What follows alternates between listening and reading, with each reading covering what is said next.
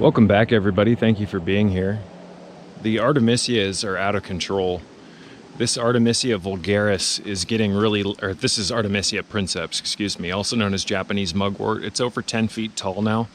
It's a little leggy. It doesn't prefer the soil that it's in, but it's still a nice green color, and I use this regularly for rituals, and it's actually a potent anti-inflammatory, believe it or not. The Artemisias are very close to me. I've worked extensively with these plants over the years, and if you look over here, guys, what's kind of cool is I planted a bunch of Kineola's black morning glories. One of the morning glories is actually growing up this plant. So as you can see, this is the morning glory. There's probably 9 of them along this fence. So the goal is, Oyster, come here. Come on, no escaping. The goal is to have that entire fence covered with the morning glories. So I got the cats out here. That's Titan, that's Oyster, that's Alice. And over here, guys, excuse me, the yard's a little messy. But over here, did the door shut on you? Come here. That's Pearl, Oyster's daughter. How you doing, little one? You're just a tiny little thing, aren't you? Yes, you are. So these two always play. Oyster, are you gonna bat him? So right here, guys, are some black raspberries, or these are blackberries, excuse me. And there's blackberries over here. This is a blueberry. This is a blueberry. And this is a blueberry. Unfortunately, I'm pretty sure that these aren't going to be producing any more fruit this year. I've picked probably 200 berries off of these blueberry bushes, and they're not looking too great right now. We've been getting so much rain here in this part of Virginia that everything's just kind of getting nuked. But you guys, blueberries full of pterosilbene, a powerful stilbenoid that's a more bioavailable cousin of resveratrol. Resveratrol is a really powerful antioxidant, and so is pterosilbene. Resveratrol gets all the credit in the supplement community, when in fact pterosilbene is way more bioavailable than resveratrol. So pterosilbene is a supplement that I like to take at least 2 bottles a year. I don't take it every day, but I'll go through about 2 bottles of pterosilbene every year. It's a really potent neuroprotective, and it has a very strong cognitive enhancing effect. I've talked in the past, and I'm going to continue to talk in the past, about the importance, you guys, of working on feeding your head. Yes, that's right, feeding your head. Where did Oyster go? Where did that little cat go? Is she under the mugwort? Nope.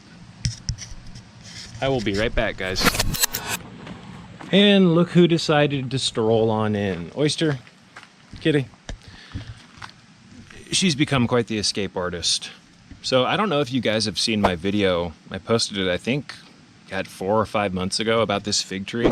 This is an Olympian fig that I got on sale at Lowe's, I believe. It was $7. I think it was marked down like 70%. I got it really cheap. I brought it home, put it in a specific part of the yard, and then winter, it really had difficulty with winter, which shocked me because Olympian figs are known for being cold resistant. But I mean, the plant was really young, or the tree, so it doesn't shock me that it struggled. Until trees get their roots established, the cold can really fuck with them.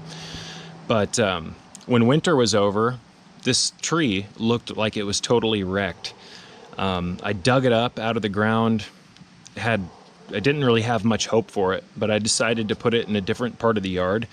So I put it over here, and a couple months after, it started developing a lot of green. So this is what it looks like now. But I do have a video, I'll link it in the description box below, where I show you guys what this guy looked like when I first put it into this spot.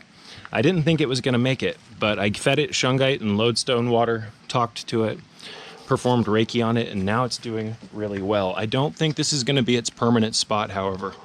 I'm probably going to move this to a spot where it gets a little bit more light. But again, Olympian figs, you guys, these produced fruit.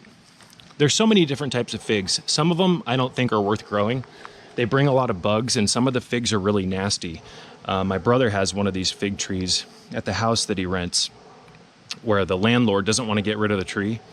but it brings so many bugs, and it produces these massive figs that leak everywhere, and they drop on the ground and explode, and then they bring ants, etc. But these Olympian figs are smaller, and they're not like that, you guys. So if you've had figs before and you don't like them, don't write figs off as being gross.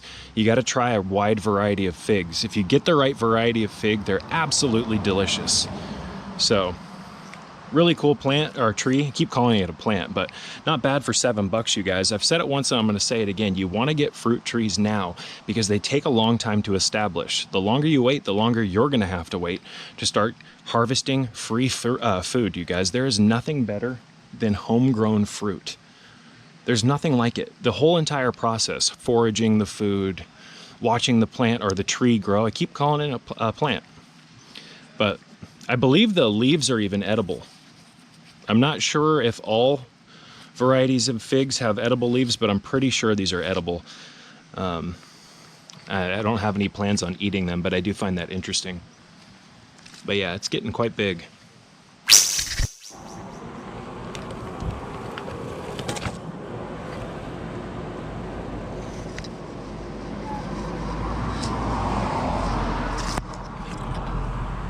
What are you doing, Oyster?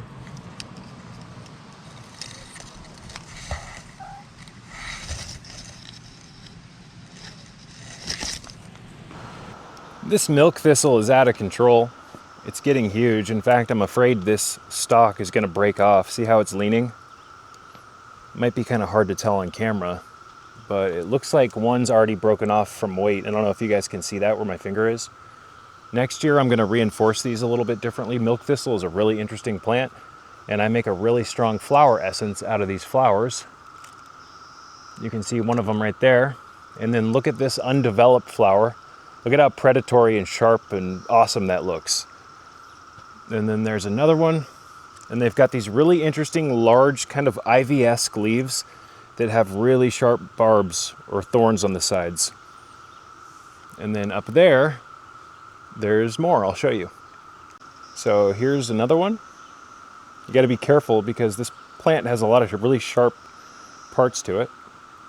Here's an undeveloped one. And these leaves are a little on the smaller side, but they get really big. Really pretty green color too as they get larger. These ones, see how much darker this leaf is than this one? I don't know if you can tell on camera. And here's an undeveloped or developing flower. Milk thistle, I don't really consume much, but I do consume flower essences that I make from milk thistle. So I guess I do consume milk thistle. When I say I don't consume it much, what I mean is I don't really take it as a herb, but I will infuse water with these flowers, and milk thistle flower essence is very strong. See if that camera will focus. I don't know what's going on here. There it goes. Come on. What's the deal? There it goes. Really pretty stuff, guys. So I can't for the life of me remember the name of these flowers. I think they're red Asiatic lilies. And these took quite a while to grow, but now they're blooming and they're gorgeous. So next year I'm going to do probably triple or quadruple. How many are out here right now? There's 1, 2, 3, 4, 5, 6, 7, 8, 9. 9 so far. A couple of them just haven't popped yet. But really gorgeous color. These would go great in a Gothic or a lunar garden, a nocturnal garden, which is essentially what this is back here.